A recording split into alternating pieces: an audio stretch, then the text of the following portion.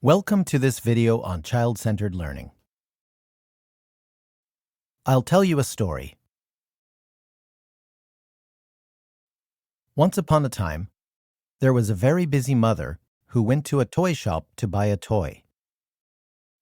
It was one of those toys where babies try to put a round block in a round hole and a square block in a square hole. And she brought the toy home for her baby. The mother was very busy, so she put the toy down on the playmat and went away. The mother, of course, hoped that the baby would play with the toy and try to solve it. Let's look at what conditions are necessary for this to happen. What needs to happen first? I think the first thing is that the baby needs to notice the toy. There may be many things in the room. Why should the baby notice this particular toy? It helps if the toy is colorful, but there may be other colorful toys in the room. It definitely helps if the toy is new and feels mysterious. Babies are explorers by nature and are interested in new, attractive, mysterious things. It also helps for the mother to be interested in and maybe even fascinated by the toy for a little when she puts it down. It's the same in our English classes. When we introduce a new language target, we can introduce it in an attractive game or puzzle and let the children notice it. This is more powerful than showing, modeling, or demonstrating the language target. It also helps for the teacher to be interested in and maybe even fascinated by the language target. But noticing is not enough. There are a lot of things we notice, but that's all. We just notice them. What needs to happen next? I think the baby needs to choose to be more interested in this new toy than anything else in the room. The baby needs to focus on the toy. What each of us focuses on at any time is a choice. If the baby wants or needs the toy, it comes from a choice to focus on the toy. What qualities does the toy need to have for the baby to choose it? I think it is almost the same as with the previous step. The baby is most likely to choose something that is new, attractive, and mysterious, and which the mother is interested in. Mystery is especially important, and also trust in the mother. In the Psychology in the Classroom videos, I introduced Kelly's idea that we choose to move in one direction rather than another if we anticipate that the direction will lead to a positive enhancement of our world. Mystery generates anticipation. Also, if the baby has had previous experiences of being interested in new toys that the mother has put down, that have led to positive outcomes, the baby is more likely to trust that this new toy will also lead to a positive outcome, and so enhance her world. So, much depends on the relationship with the mother, and whether previous experiences where the baby has tried out new things have been successful or not. It's the same in our English class. The children are more likely to be interested in learning our new language targets if they are introduced in fun and mysterious ways. And the children trust us. If their previous learning interactions with us have led to positive outcomes, they are more likely to choose to be interested when we introduce a new language target. So now, the baby has noticed the toy. and chosen to be interested in it. What needs to happen next? Even if the baby notices the toy and decides she wants it, nothing much is going to happen if the baby doesn't take action and crawl towards it. This is where the baby is taking a risk, stepping out into the unknown. The baby needs to have what I call the Star Trek mentality. The baby needs to boldly go where she hasn't gone before. What makes it more likely that a baby will take this risk? One factor is that the toy needs to have piqued her curiosity because it feels mysterious. Another is that she needs to feel safe and not threatened by anything. And she needs to feel that previous explorations were interesting, successful, and led to an enhancement of her world. It is the same in the English class. If we want the children to learn, we need to create an environment where they are more likely to take risks. This involves introducing new language targets through mystery that piques the children's curiosity, and in non-threatening activities, especially in language games. When we have children in classes who seem unwilling to take risks and seem rather passive, the easiest way to deal with this is to just teach them. But if we do this, we are probably making it more likely that the children will just sit back and become even less willing to take risks in future. Learning involves moving out of our comfort zones and challenging new things. So we need to build up the children's Star Trek mentality, not weaken it. We can do this very gently at first, such as with simple activities like gradually showing a picture and encouraging the children to guess what it is. When we do this, it is important to always make sure that the children succeed, with our hints if necessary. If they take gentle risks, and they are always successful, then gradually, over time, the children will be more willing to take risks in our classes. So now the baby has noticed the toy, has chosen to focus on it, and has crawled towards it. What needs to happen next? I think the baby needs to learn how to successfully play with the toy through trial and error. The process of making mistakes and reflecting on those mistakes leads to a deeper understanding of how to successfully play with a toy than just being shown how to do it. It is the same in the English class. In a child-centered approach, children work through problems by trial and error. In a more teacher-centered approach, the children may practice the new language targets through trial and error, but usually only after a teacher has first explained, demonstrated, modeled, or drilled the new target. The more teacher-centered approach focuses more on practice, maybe by trial and error, after being taught.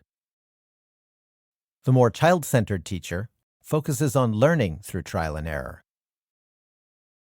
It is fundamentally quite different. The child-centered way generally leads to deeper learning.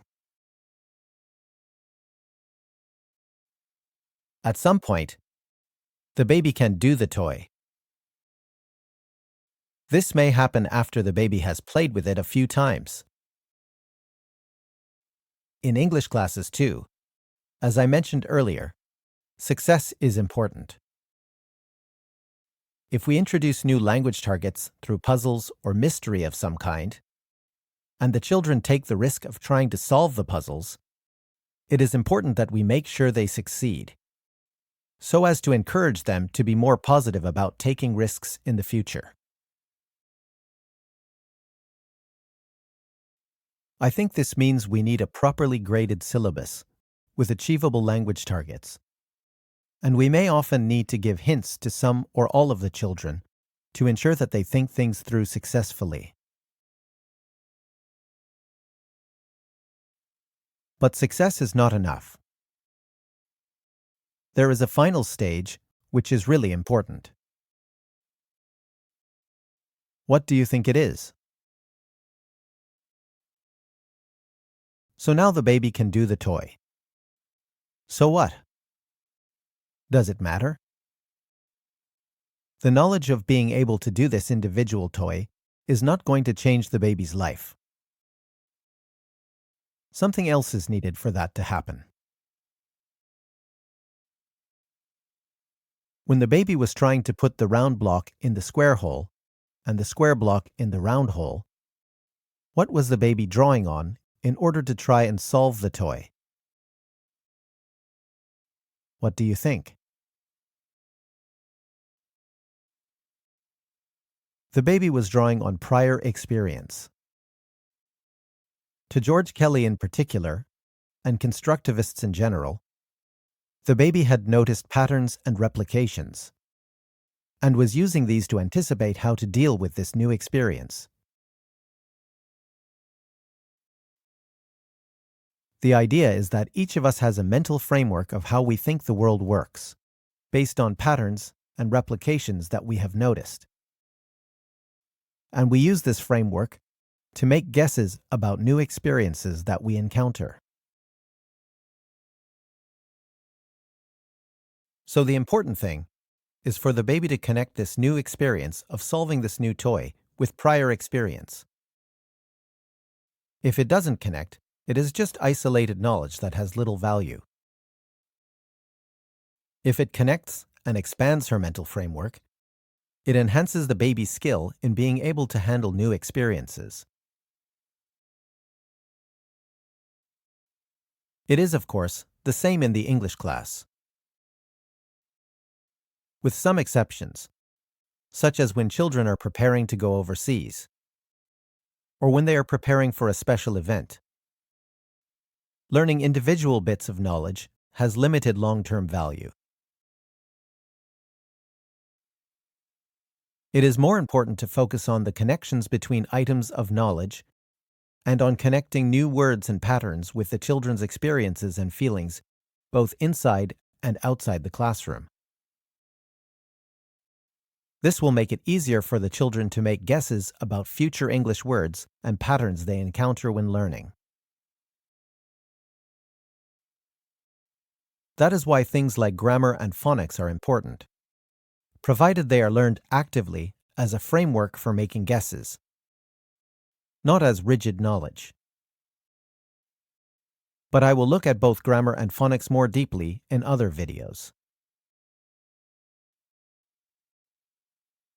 It also means that we need to do lots of activities where the children are personalizing language in a meaningful way and combining new knowledge with old knowledge. For example, when playing the card racetrack game that I described in the previous video, I will often play with a long racetrack with special cards such as miss one turn, go back to the start, overtake the next player, go back 10 cards, and cards like that.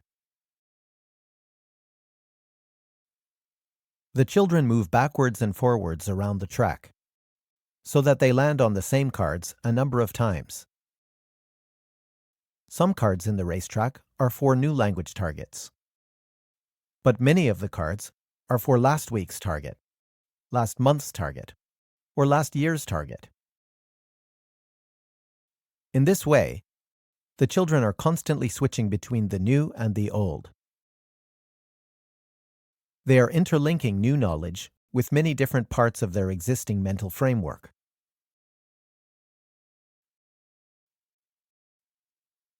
Okay, let's look at the baby next door. The mother next door is not busy. She goes to the toy shop, buys the same toy, and brings it home to her baby.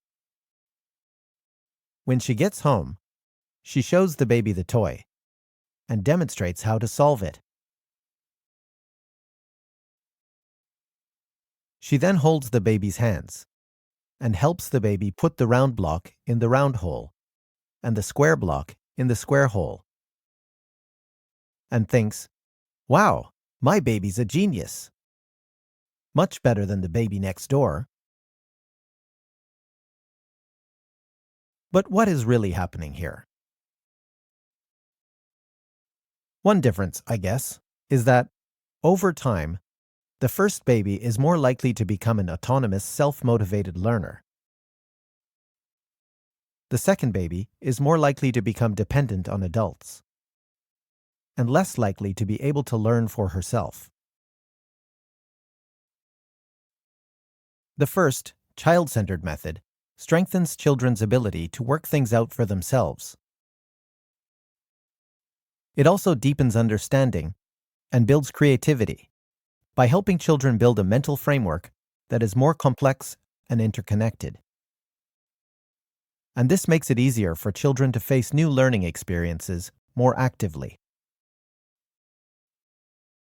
The second approach, where the mother showed the baby what to do, focuses mainly on the result, not so much on the mental process. However, the second, mother-centered or teacher-centered approach can work. If it never worked, no teachers would ever use a teacher-centered approach. All children are naturally able to process information, and can do this, at least to some extent, when being shown what to do. And some children can do very well in a teacher-centered classroom that focuses more on results rather than on the process of learning. Especially, it seems, those who have had a rich prior learning environment, either in or outside the classroom. I think a big problem in education is that most teachers did well at school. And those who succeeded in lessons that were mainly teacher-centered often have a tendency to think, "I could do it, so why can't you? Maybe there's something wrong with you. Maybe you are just not intelligent enough. I didn't need all that child-centered stuff to succeed at school." In fact, I think that teacher probably would have benefited a lot from all of that child-centered stuff, so as to achieve his or her full potential. And more importantly, so as to strengthen her ability to look at things from the point of view of the children who don't do so well in her class. In the next, final video on child-centered learning, I will look at some of the distinctive features of a child-centered classroom. Thank you very much for watching.